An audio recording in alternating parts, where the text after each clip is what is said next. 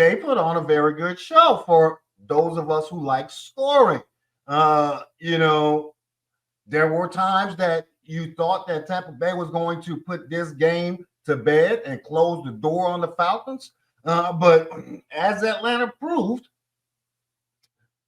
with Kirk Cousins becoming more familiar with the new offense and becoming more comfortable recovering from his torn Achilles, that these Atlanta Falcons may have a little something in them because their 3 victories, hell, all 5 of their games have been one possession games, but all 3 of their victories, they were trailing with less than 2 minutes left in the fourth quarter, and some way, somehow, found a way to come out on top with a dub.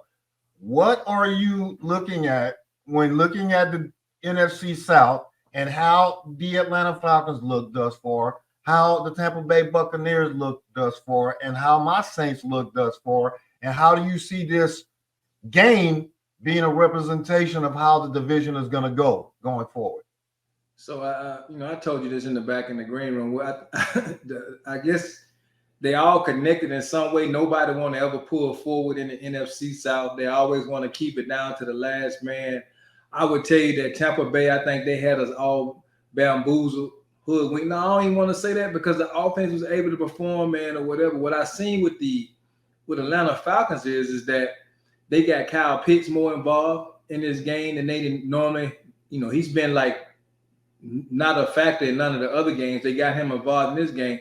And then even in that first half, even though going into halftime and Tampa Bay was winning the game, both teams was able to move the ball down the field pretty easy. If you ask me, it's like Atlanta's first drive, man, I was like, wow, okay, this is going to be a pretty good game.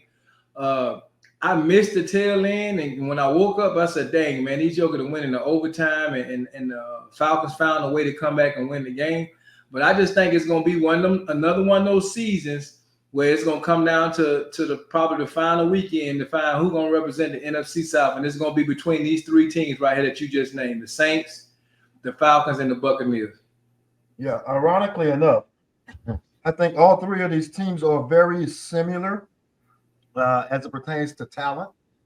With the addition of Kirk Cousins, that was Atlanta's missing link or missing piece to make them a playoff caliber team. And then once you get into the playoffs, all bets are off. But looking at last night's game and how Tampa Bay seemed to be able to move the ball at will, as you mentioned, taking a good 24-17 lead at the half and regressing in the second half. You can attribute that to Atlanta making the adjustments on defense, but my concern with the Tampa Bay Buccaneers is their defense. The offense has shown that it maintains the ability to put points on the board when they need to, depending on who that opponent is. Even when they're playing a very tough defensive-minded team. It is that defense that Tampa Bay has somewhat hung their hat on in past years that has disappointed thus far. If you want to hang your hat on, it's considered to be a disappointment. But as you mentioned, this division is going to be fun to watch for the next couple of months and watch my Saints and the Falcons and the Tampa Bay Buccaneers fight it out. And don't be surprised if Carolina Panthers don't steal a game here or there because they've shown that with the inclusion of Andy Dalton into the lineup, it has given them some type of rejuvenation. So they may become competitive.